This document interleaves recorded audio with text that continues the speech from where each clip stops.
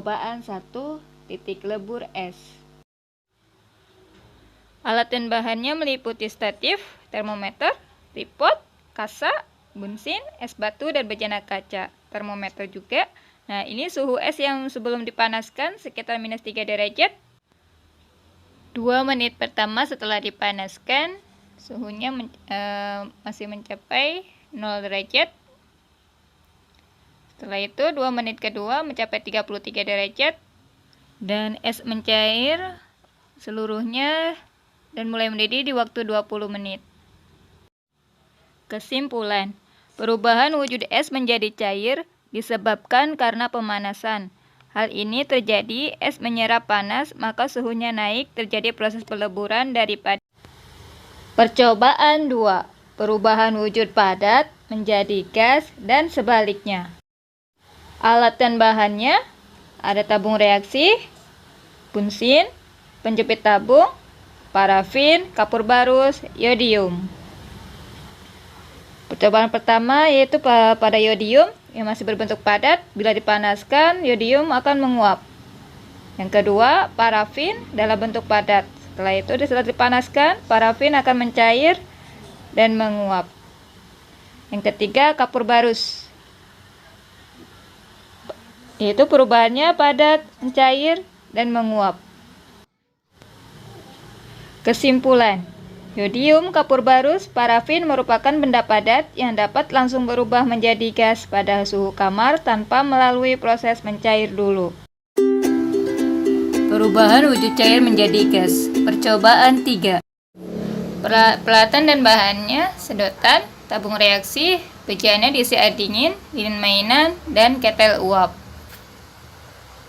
Nah, coba perhatikan. Di situ ada butiran air yang menetes dari sedotan yang disambungkan ke ketel. Setelah air mendidih, uap dari ketel mengalir ke pipa sedotan dan berubah menjadi cair karena didinginkan oleh air es yang berada di bejana kaca. Nah, di sini lihat ada butiran air. Jadi kesimpulannya, benda cair yang dipanaskan akan berubah menjadi gas sampai lebih dari titik didih dan benda akan berubah menjadi cair jika didinginkan. Kegiatan praktikum 2, perpindahan dan pertukaran panas pada suhu zat. Percobaan 1, konduksi. Alat dan bahan, cakram konduksi, lilin, bunsin, tripod. Di situ ada dalam cakram konduksi ada tembaga, kuningan, aluminium, dan besi. Nah, setelah beberapa saat kita lihat lilin yang mencair duluan yang mana? Ternyata tembaga duluan. Setelah itu aluminium, kuningan, dan besi. Dari hasil percobaan, ternyata tembaga lebih cepat menghantarkan panas, sehingga lilin mudah meleleh karena terkena panas yang dihantarkan oleh logam-logam tersebut. Peristiwa ini disebut konduksi, yaitu perpindahan panas melalui zat perantara. Percobaan 2, konveksi. Kotak konveksi terbuat dari kardus.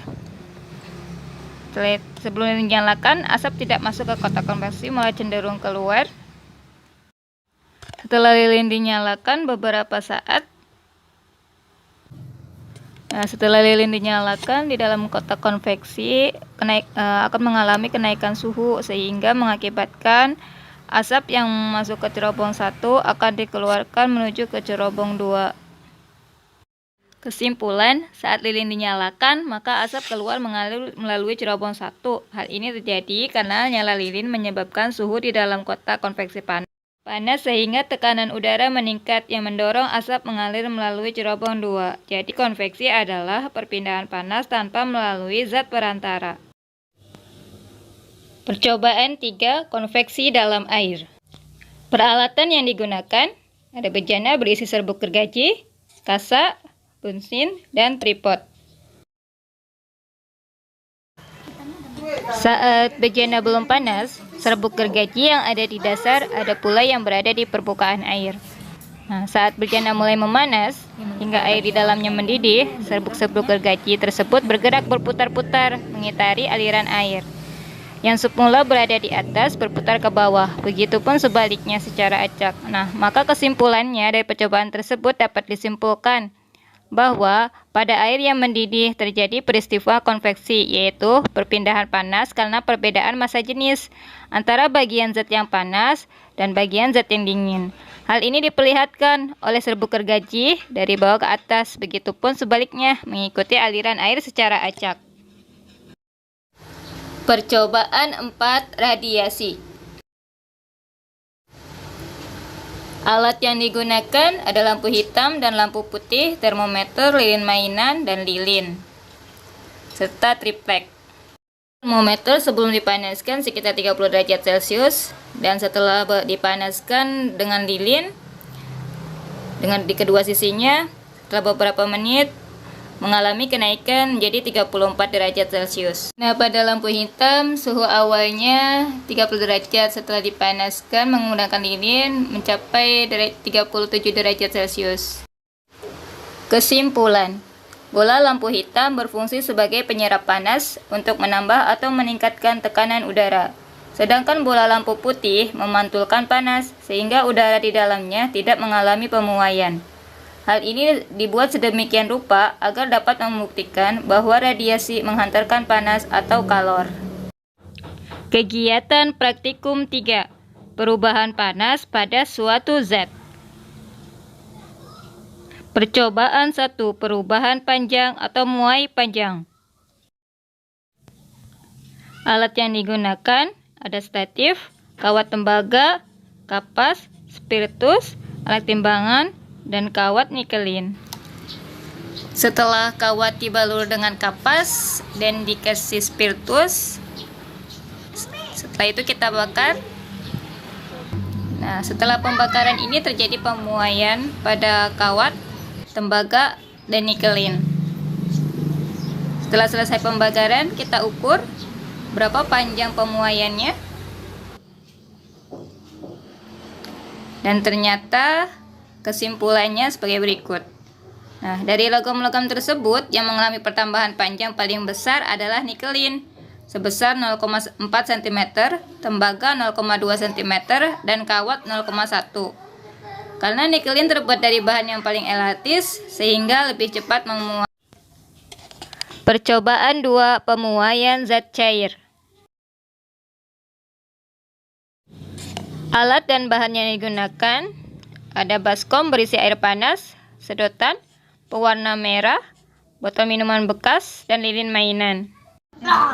Suhu air yang berwarna merah sebelum masukkan di baskom berisi air panas sekitar 30 derajat Celcius, dan air panas suhunya sekitar 90 derajat Celcius.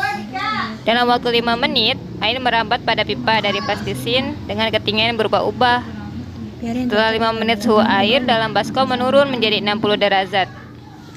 Disebabkan karena ada perpindahan kalor atau panas dari air baskom ke air dalam botol, lalu ke pipa, dan adanya perpindahan kalor dari air di baskom keluar atau ke udara bebas. Maka kesimpulannya, pada percobaan zat cair terjadi perpindahan kalor, yaitu dari air baskom ke air warna dalam botol, dari air warna di botol ke pipa atau sedotan air minum, dari air di baskom ke udara luar, dari air di baskom atau aluminium ke baskom tersebut. Percobaan 3. Pemuaian benda gas. Alat dan bahannya ada sedotan, lilin mainan, botol bekas, bensen, spiritus, dan air dingin. Sebelum botol dipanaskan, air masih tenang. Setelah botol dipanaskan, air tampak bergelembung. Kira-kira beberapa setelah pemanasan timbul gelembung air.